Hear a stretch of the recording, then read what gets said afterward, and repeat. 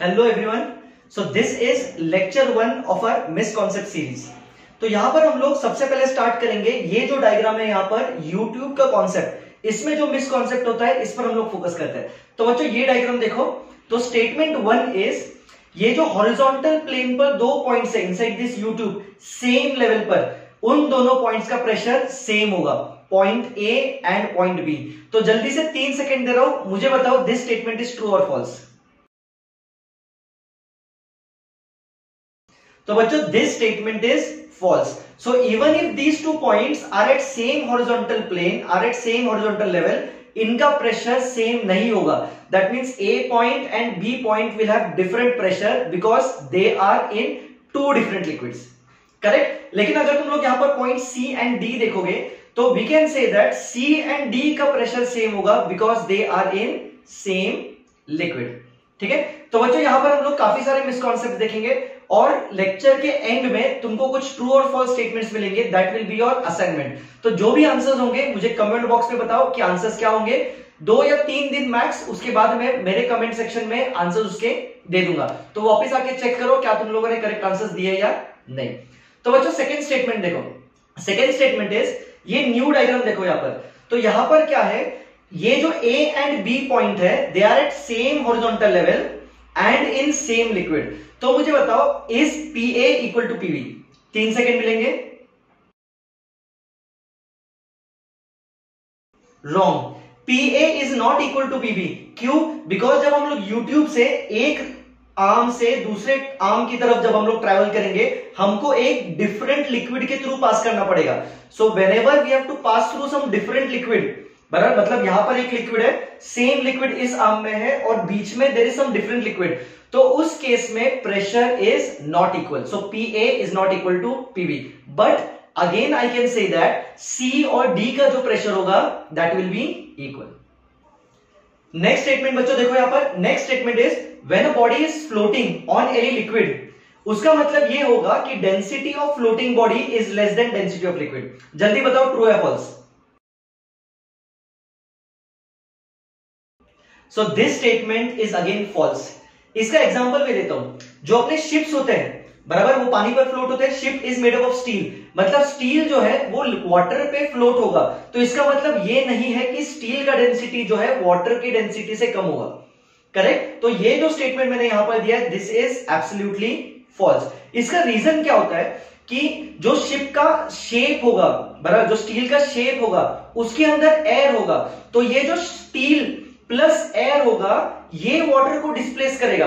That means जो combined density है steel और एयर का, उसका डेंसिटी वाटर से अगर कम होगा तभी अपना शिप जो है वो फ्लोट करेगा। समझ में आ रहा है क्या बच्चों? मतलब सिर्फ स्टील की वजह से वहां पर फ्लोटेशन नहीं होगा, वो जो स्टील का वेसल है और उसके अंदर जो एयर होगा, बराबर, वो जो कंबाइंड कंटेनर है वो फ्लोट होगा। तो इन दोनों का जो कंबाइंड डेंसिटी है that should be less than density of water, तभी अपना शिप फ्लोट होगा। बच्चों नेक्स्ट स्टेटमेंट यहां पर देखो, जो फोर्स एक्सर्टेड बाय लिक्विड होगा on the base of the container is equal to weight of the liquid inside the container. True और फॉल्स, जल्दी सोचो इस पर।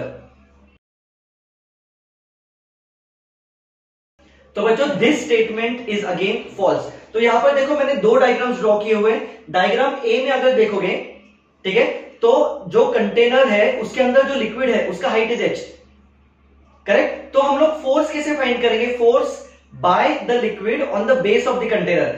स्टैंडर्ड स्टेप्स है, हम लोग फाइंड करेंगे प्रेशर इनटू एरिया। तो बच्चों ये जो लिक्विड है ये कितना प्रेशर एक्सर्ट कर रहा है बेस पर? Pressure is rho GH, so rho G capital H। समझ में आ रहा है? ठीक है, तो वो प्रेशर इनटू एरिया तुमको मिलेगा force exerted by the liquid on the base in container A. अगर तुम लोग अभी कंटेनर बी देखोगे तो कंटेनर बी देखो, जो कंटेनर ए है ऑलमोस्ट सिमिलर है, सिर्फ वो जो ऊपर का छोटा सा सेक्शन है वो हम लोगों ने रिमूव किया है। दैट मींस जो कंटेनर ए में लिक्विड है उससे कम कंटेनर बी में लिक्विड होगा। समझ में आ रहा है क्या? ठीक है, तो अगर तुम लोग यहां पर देखोगे अच्छे से तो फोर्स हम लोग फाइंड कैसे करेंगे? Force is pressure into area.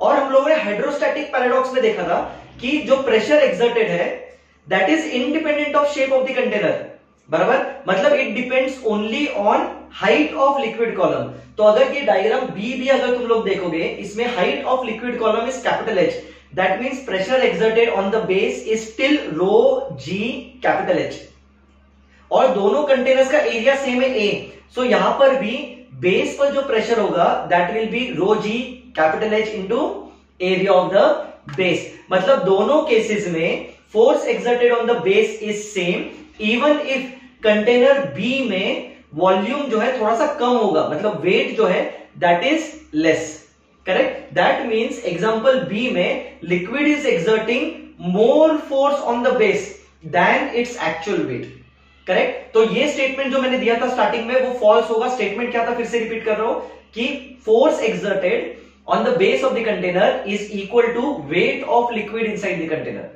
Correct. तो यहां पर एक्सप्लेनेशन क्या हुआ, यहां पर मैंने क्या प्रूव किया कि जो फोर्स एक्सर्टेड होगा वो लिक्विड के वेट से ग्रेटर हो सकता है।